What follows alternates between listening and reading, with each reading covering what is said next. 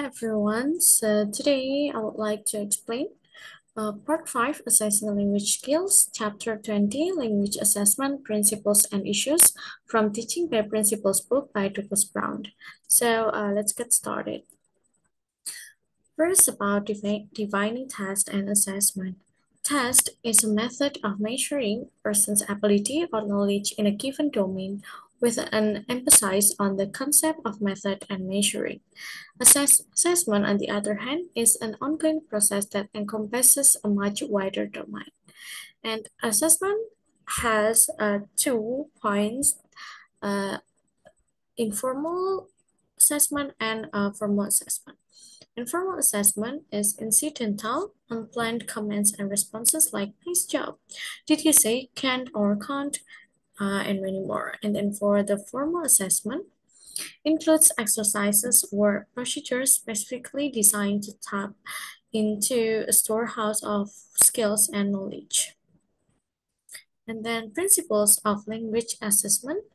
There are 5 principles. There are practically, reliability, validity, authenticity, and also washback. And next, okay, kinds of test. There are many kinds of tests, each with a specific purpose and a particular criterion to be measured. And then we have proficiency test. Proficiency test have traditionally consist of standardized multiple choice items on grammar, vocabulary, reading comprehension, oral comprehensions, and sometimes a sample of writing. And then diagnostic test. Diagnostic test is pronunciation might have the purpose of determining which phonological uh, features of English are difficult for a learner and should therefore become a part of a curriculum. And then placement test. The role of the placement test is to place students into an appropriate level or section of a language curriculum or school. And then achievement test. The role of placement test, whose purpose is to place a student in, and then an achievement test, and then the last we have a aptitude test. This is a language designed to measure a person's capacity or general ability to learn a foreign language and to be successful in that undertaking. And then issues in language assessment. First, large-scale tests of language ability. In order to test tens, if not hundreds of thousands, the principles of practically is always foremost. The following challenges, among many others, must be met. In a world of commercial competition, cost must be within reach of customers. Assessing multitudes of test takers requires intricate procedures to protect the security of items and forms. And then tasks need to be designed to mirror language tasks of the real world, yet allow for a rapid scoring at a marketable cost. And then authenticity. One of the keystones of language ability is the interactive nature of language, which means that tasks should involve people in actually performing the behavior that we want to measure. And then performance-based assessment. An authentic task in any assessment implies that the test taker or the classroom students must engage in actual performance of the specified linguistic objective. And then expanding the IQ concept of intelligence. Intelligence was once viewed strictly as the ability to perform linguistic and logical mathematical problem solving.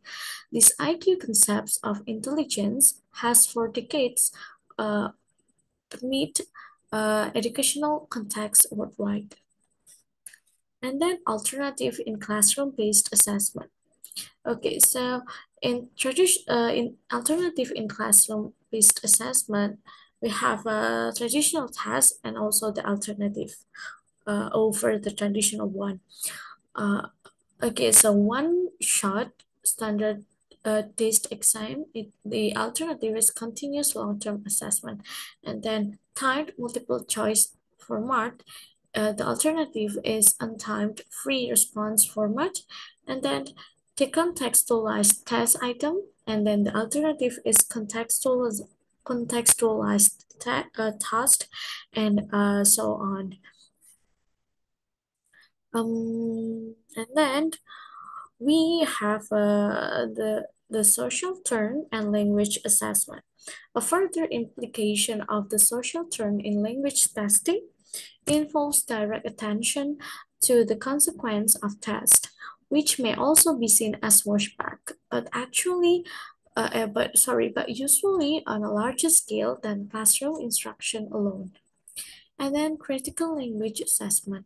One of the problems of critical language testing is the widespread belief that standardized stan- standardized tests designed by reputable test manufacturers are infallible in their predictive validity. A further problem with the test-oriented cultures lies in the agendas of those who design and those who utilize the test. And then the few examples, tests are used in some countries to deny citizenship. Tests may be culture biased and therefore may disenfranchise members of a non-mainstream value system. And then test procedures tend to be in a position of power over test takers and therefore can impose social and political ideologies on test takers through standards of acceptable and unacceptable items. Okay, so that's about chapter 12. Uh, uh, chapter 20, I'm sorry, chapter 20. Thank you for your attention and see you.